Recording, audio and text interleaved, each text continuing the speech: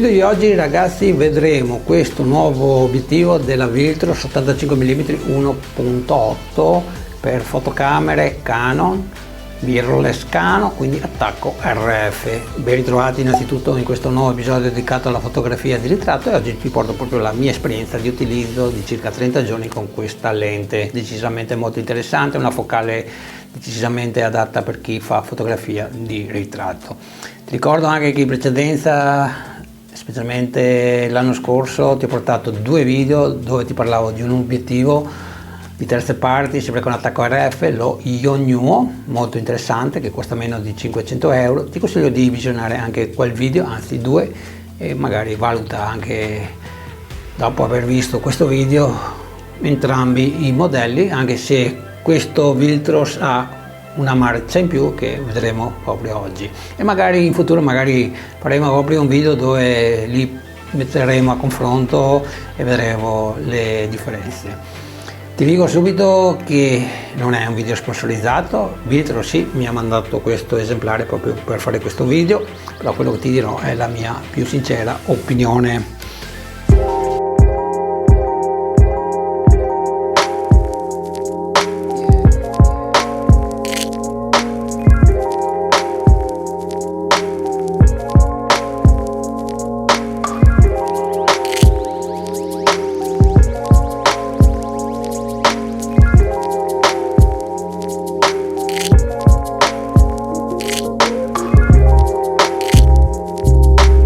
Vediamo a questo punto un po' di caratteristiche, vediamo anche come è costruito, giusto alcune cose che meritano di essere menzionate, specialmente se vuoi prendere in considerazione l'acquisto di questo Viltros 85 mm. Ti porto la mia esperienza anche di utilizzo proprio di questo 85 mm, ovviamente la versione per Sony, dal momento che possiedo anche la Sony A7C e che ho utilizzato praticamente questa lente moltissimo nell'estate 2021. E posso dirti con tutta onestà che praticamente secondo me è lo stesso obiettivo, cambia ovviamente solo la baionetta. Qui abbiamo l'attacco RF, ok? Questa ovviamente è una mia opinione, potrebbe confermarla solo la Viltros. Ovviamente la qualità delle immagini dipende ovviamente non solo da questo obiettivo ma dalla fotocamera che stiamo utilizzando. Posso dirti personalmente con le fotocamere in mio possesso, Sony A7C e EOS R, che per quanto riguarda proprio la qualità sono praticamente uguali, forse qualcosina un po' migliore qui nella EOS R, però per quanto riguarda invece la velocità dell'autofocus, tracciamento dell'occhio, beh, lì sotto questo punto di vista è migliore nella Sony A7C. Ma sicuramente se sei possessore di R6, R5, R3, questo Viltros 85 mm funziona decisamente bene come su una fotocamera Sony, questo sono quasi sicuro al 100%, anche se non l'ho testato. Posso anche dirti con tutta tranquillità, se sei possessore di RP e come sottoscritto R, che funziona già abbastanza bene così come lo sto provando io in questi giorni. Ho già fatto un aggiornamento firmware e ti consiglio di farlo sempre, quindi valuta sempre gli aggiornamenti e falli, perché ogni aggiornamento porta a delle prestazioni decisamente migliori a questo obiettivo della Viltros.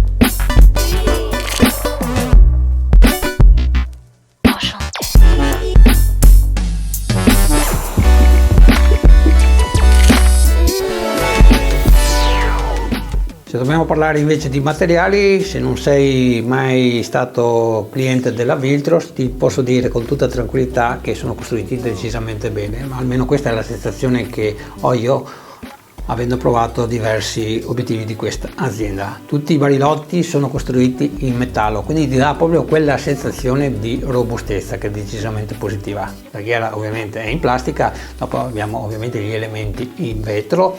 A proposito di elementi, ne abbiamo 10 in 7 gruppi. Il diaframma a 9 lamelle, quindi avrai un bokeh decisamente molto bello, morbido, e te lo dice uno che proviene proprio dall'85 1.2 della Canon, ok? Per quanto riguarda invece tasti fisici che troviamo nel barilotto, ne abbiamo solamente uno, il classico switch per passare alla modalità manuale di messa a fuoco sia in video che per foto, ok? Ti ricordo che questa ghiera è del tipo elettronico, quindi non agirai direttamente sulle lenti.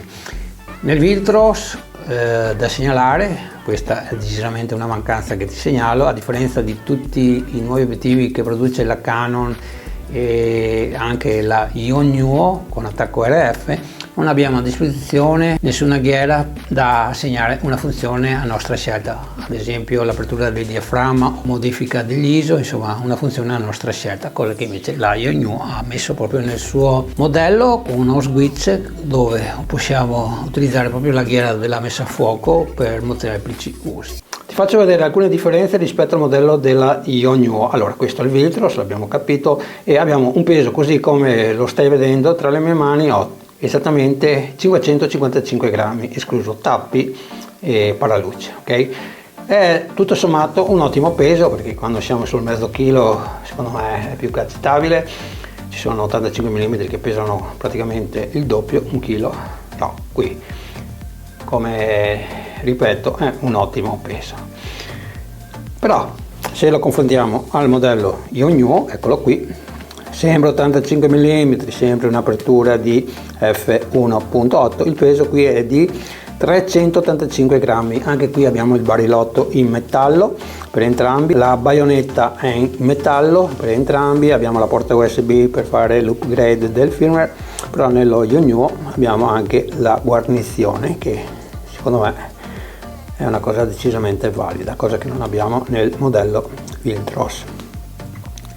Il diametro per i filtri qui è da 72 mm, qui è da 58 mm. Per quanto riguarda la ghiera, nel Viltros possiamo ovviamente solo utilizzarla per la modalità di messa a fuoco in manuale, invece nel modello della Yongnuo abbiamo un selettore dove possiamo ovviamente assegnare alla ghiera per la messa a fuoco una funzione a nostra scelta, come l'apertura dei diaframmi, la modifica degli ISO, dei tempi, insomma come siamo abituati su tutti i modelli RF della Canon.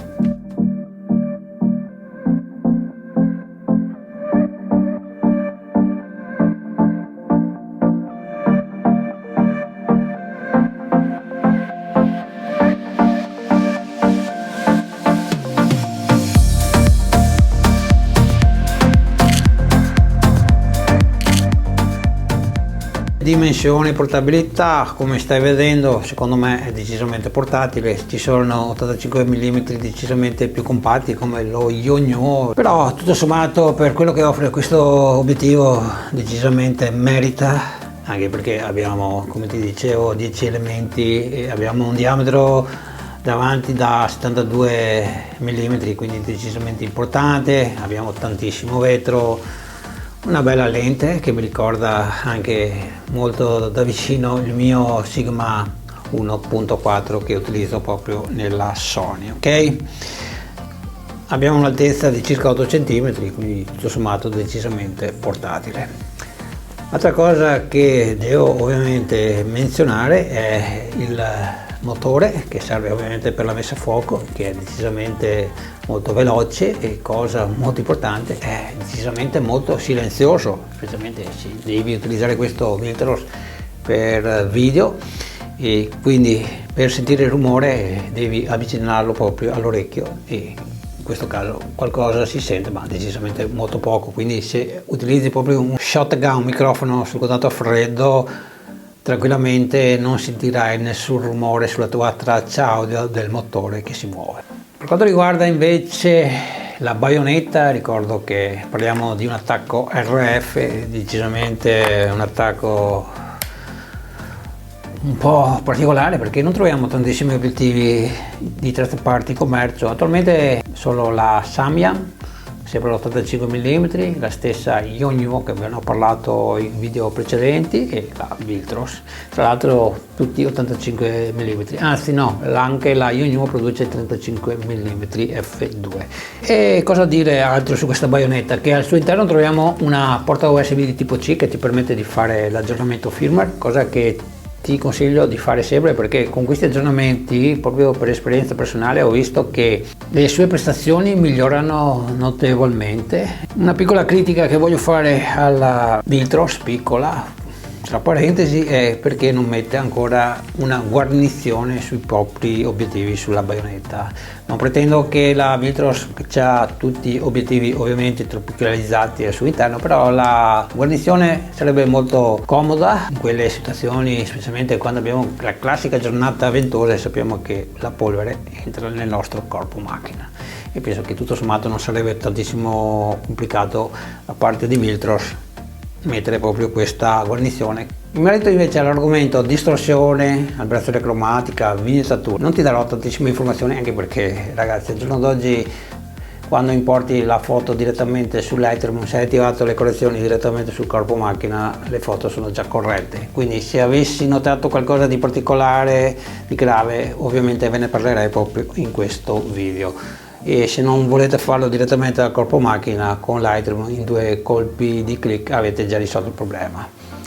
Invece per quanto riguarda la confezione, se decidi di acquistare questo Viltros ti daranno anche un paraluce, usalo perché un po' di flare lo soffre, lo ammetto, però è una cosa decisamente normale, e ti danno anche i 2 tappi, copri baionetta e copri lente, un sacchettino per conservare questo Viltros dopo che l'hai utilizzato.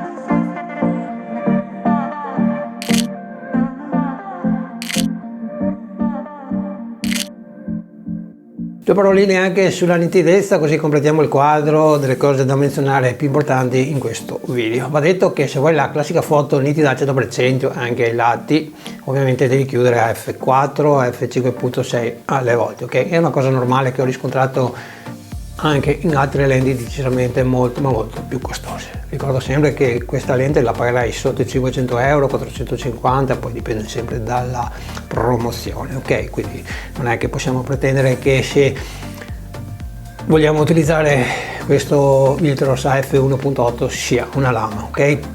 Allora, innanzitutto io lo utilizzerò proprio alla massima apertura, proprio perché voglio staccare la modella dallo sfondo, insomma, e dobbiamo aprirlo, e a questa apertura la nitidezza è decisamente poca, l'avremo solamente al centro. È una cosa che ormai sono abituato anche con il modello per Sony, sempre Viltros, però ho sempre risolto questa carenza, diciamo, di nitidezza in post produzione. Poi la nitidezza sappiamo tutti che la andremo ad aggiungere con Photoshop sugli occhi, sulle labbra o su qualsiasi altro accessorio che vogliamo sia nitido nella foto, e lo facciamo. Se chiudi già f2.5 le cose migliorano di molto, però come ti dicevo, se vuoi la foto nitida al 100% devi chiudere a f4. Bene ragazzi, siamo alle fasi conclusive di questo video dedicato a questa lente 85 mm della Viltros, compatibile, voglio ricordarlo, con tutte le fotocamere mirrorless Canon, quindi stiamo parlando di un attacco RF. Innanzitutto grazie di avermi fatto compagnia fino a questo punto del video, e come al solito se hai qualche domanda da pormi in merito a questa nuova lente ti aspetto qui sotto nei commenti. Prima però di salutarti volevo darti una informazione decisamente molto interessante per tutti coloro che vorrebbero utilizzare proprio questo 85 mm nei propri video in autofocus continuo. E ti posso dire che in questi 30 giorni l'ho utilizzato moltissimo. Tra l'altro la recensione del 50 mm sempre di Viltrox 1.8 l'ho girata al 95% con questa lente e non ho avuto nessun tipo di problemi di messa a fuoco. Non ho mai dovuto ripetere una scena proprio perché non ero a fuoco. Quindi ho avuto una decisamente tranquillità in tutta la durata del video in cui utilizzavo proprio questa focale, ok? Quindi se è una R6 o R5 è ancora tutto di guadagnato. Per quanto riguarda lui, sicuramente lo proveremo in primavera in location decisamente molto più belle e colorate, quindi iscriviti al canale e attiva la campanellina. Per quanto riguarda noi invece ci diamo appuntamento alla prossima settimana con un nuovo video, quindi ciao e alla prossima settimana.